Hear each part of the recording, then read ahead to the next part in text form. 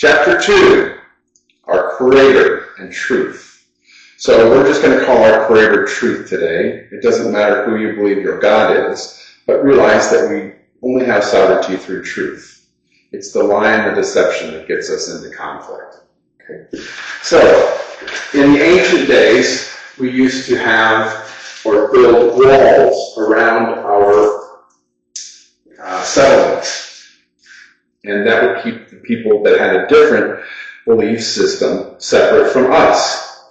And often they did this by creating a big gate area. So you can actually walk in the front door and then talk to whoever's guarding the front, and then get to, once you've passed the muster, then you would go into the inner sanctuary.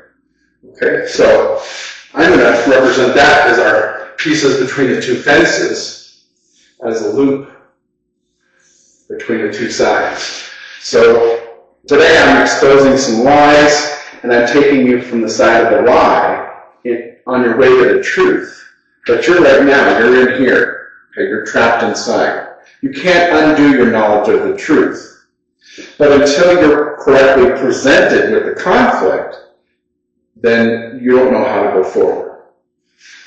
So we'll keep that in mind, because now let's talk about the lie. And the lie goes back to the ancient Romans, who realized, you know what, we don't need to have a fence around our community if we can get people to believe the lie. So that's how they used the law, the land, air, and the water in the inner sanctum, to circumvent the law. And when they do that, that's called usurping the land. And there's a lot of capital crimes involved, crimes against state. So this is the most important thing that you may learn today, and that is that there's an ancient law in Latin, in Rome, that says mundus vult decepti. And it basically says, so the world wants to be deceived, so that it be deceived. So do you want to live under that law, or do you want to live under the truth? So remember, they can claim that they're following the law when you've been subjected to the deception. So let's put that up there just so we can remember that as we go forward. This is an important chapter because all your life you've been subjected to this. And we'll understand that this is the Justinian deception. So in fact, if you find, as in the example here, your name in all uppercase letters, or you have a middle initial with no period, then who is that? That's vague. So this is all fraudulently done to determine that I'm in the wrong jurisdiction. That doesn't denote a living man. That denotes the Justinian corporation of a corporation, a dead corporation, or a slave. I think I wrote this on the back.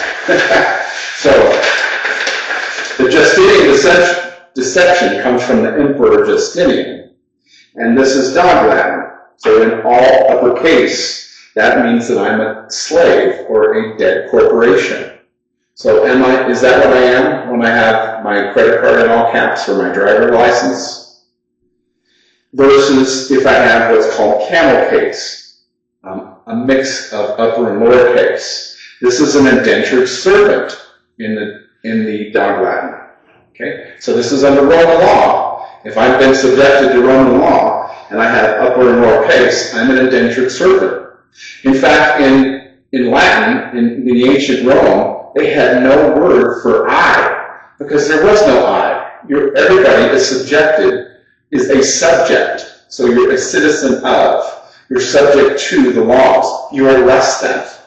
But guess what? Natural law says, hey, my Creator created me equal to all other creations.